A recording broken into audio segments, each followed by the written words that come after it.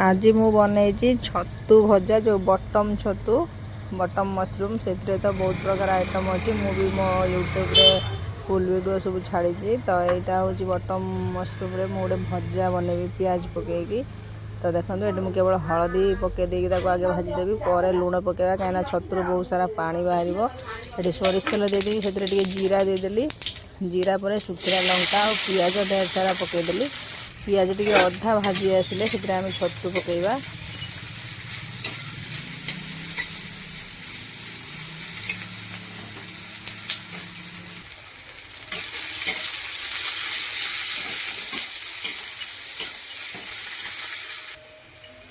ये पियाजटा बढ़िया से भाजी हो गला से आम ए छतु पकईदेवा। छतुरे केवल हलदी टी पकई लुण पर पकईवा कहीं छतुर बहुत पानी बाहर। लुण देदेले आहरी माने जल्दी सीझीज से भल लगे से केवल हलदी देकी टिके समय घोड़े देवा ताकि मशरूम जो बटम छतुटा टे टाण ना टे घोड़े देले नरम होपर टे लंका रसुण छेचिकी रखी छतु जो अधा भजा ही आसला से पकईकी गलीदेवा ताकि तार बास्नाटा भल आसो। मूलर पकईबनी कहीं बेसी समय भजा हेले लंका रसुण स्मेलटा बेसी रही तो भल लगे। पियाज पकई भलसे भाजी सारापर से लंका रसुण छेचा पकईकी आउ थे भलसे भाजीदेली।